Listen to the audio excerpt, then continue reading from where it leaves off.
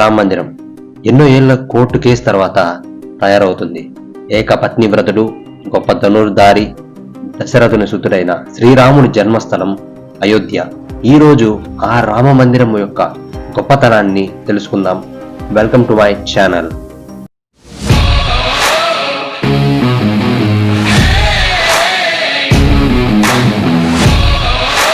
Ayodhya Rama Mandir independence తర్వాత కట్టే అతిపెద్ద టెంపుల్ ఇది. ఈ గుడిలో మోడర్న్ అండ్ ట్రెడిషనల్ ని రిఫ్లెక్ట్ చేస్తూ ఎన్నో అంశాలు ఉంటాయి.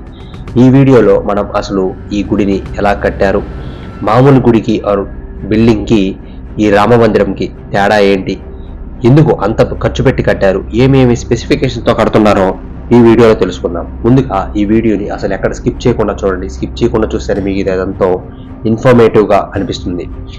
1988లో రామ్ టెంపుల్ ఒరిజినల్ డిజైన్ తయారు చేసింది సోంపుర ఫ్యామిలీ ఆఫ్ అహ్మదాబాద్. ఈ సోంపురాస్ ఫ్యామిలీ తీసుకోవడానికి అసలు కారణం ఏమిటంటే, పాస్ట్ 15 జనరేషన్స్ నుంచి వరల్డ్ వైడ్ గా 100 టెంపుల్స్ కి ఆర్కిటెక్ట్ చేశారు. ఇప్పుడు ఈ రామ్ మందిరంకి చీఫ్ ఆర్కిటెక్ట్ గా చంద్రకాంత్ సోంపురా ఉన్నారు.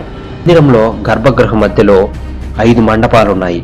అందులో 3 మండపాలు వచ్చేసి కుడు, నృత్య, ర్యాంగ్ అండ్ 2 మండపాస్ వచ్చేసి రితాన్ అండ్ రతన. 5 మండపాలు శిఖరంతో డెకరేట్ చేయబడి ఉంటాయి. మండపంకి కావాల్సిన డిజైన్ వాస్తు శాస్త్ర అండ్ శిల్పశాస్త్రాను అనుసరించి ప్రిపేర్ చేశారు. ఈ టెంపుల్ మొత్తం 253 feet wide, 350 feet long and 161 feet height. Temple world లోనే 3rd లార్జెస్ట్ టెంపుల్. ఈ బిల్డింగ్ లో మొత్తం 366 కాలమ్స్ ఉన్నాయి. ఈ కాలమ్స్ మొత్తం 16 విగ్రహాలు ఉంటాయి. ఈ 16 విగ్రహాల్లో శివుని అవతారాల విగ్రహాలు కూడా ఉన్నాయి. మరియు 64 చౌసాత్ యోగినిస్ అండ్ 12 సరస్వతి దేవి అవతారాలు కూడా ఉన్నాయి. ఈ టెంపుల్ మొత్తం 10 acres లో కట్టారు. మిగతా 57 acres లో prayer halls, lecture halls, education facilities, museums కూడా ఉన్నాయి. వీటికి వాడిన ప్రతి ఇటుకకి శ్రీరామ అని చెక్కి వాడుతున్నారు.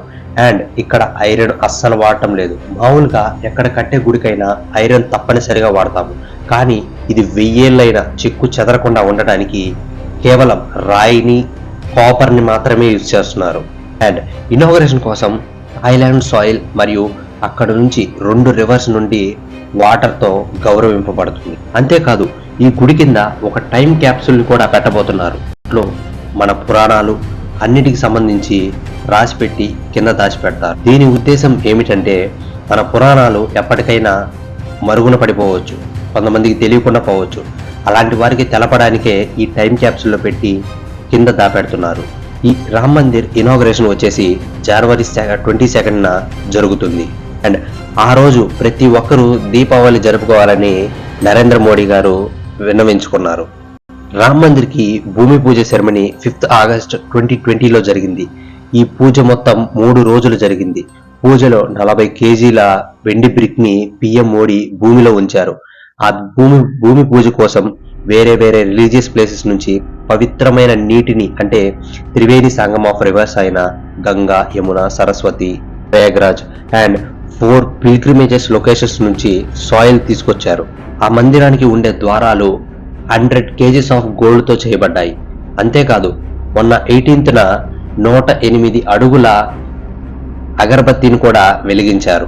అండ్ ఆ గుడి చుట్టూరు 25 కిలోమీటర్స్ రేడియస్ వరకు ఎక్కడ నీష్ అంటే చికెన్, మటన్ ఇలా మీట్ అమ్మే షాప్స్ అండ్ మరియు మందు షాపుల్ని బ్యాన్ చేసేశారు. ఇప్పటికి కూడా ఆ రామ మందిరానికి చాలా మంది వంతుగా డొనేషన్స్ ఇస్తూ ఉన్నారు. అండ్ ఈ టెంపుల్ ని ఎర్త్క్వేక్ వచ్చినా కూడా తనకు తాను కాపాడుకునేటట్టుగా నిర్మించారు. దీని పూర్తి లైఫ్ స్పాన్ ని 2500 years గా అంచనా వేశారు. ఇక్కడ వాడిన విగ్రహాలన్నీ 60 million years ఓల్డ్ అయిన శాలిగ్రామ్ రాక్స్ అనే రాళ్ళని తెచ్చి వాడారు. ఇవి నేపాల్లోని గంధకి రివర్లో దొరుకుతాయి. ఈ గుడిలో ఉండే గంటని అష్టదత్తు అనే మెటల్, అంటే ఇందులో మొత్తం 8 రకాల మెటల్స్ ఉంటాయి. అవి గోల్డ్, సిల్వర్, కాపర్, జింక్, టిన్, లెడ్, ఐరన్, మెర్కురీ వీటన్నిటితో కలిపి గంటను తయారు చేశారు. దీని బరువు వచ్చేసి 2100 కేజీలు.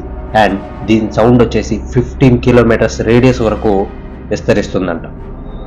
అసలు మనం ఈ రాముడు మందిర నిర్మాణ కాలంలో మనం ఉన్నామంటే మనం చేసుకున్న అదృష్టంగా మనం భావించాలి. ఈ వీడియో ఇంతవరకు చూసారంటే మీకు ఎంతగానో నచ్చుంటుందని అనుకుంటున్నాను. ఒకవేళ నచ్చితే లైక్ చేయండి, అలాగే మీ ఫ్రెండ్స్ అండ్ ఫ్యామిలీ మెంబర్స్కి షేర్ చేయండి. అలాగే సబ్స్క్రైబ్ చేసుకోవడం మాత్రం మర్చిపోవద్దు. సబ్స్క్రైబ్ చేసుకొని బెల్ సింబల్ ఆల్లో పెట్టుకోవడం ద్వారా మేము వీడియో పెట్టగానే నోటిఫికేషన్ ద్వారా మీకు వస్తాయి. Thank you for watching.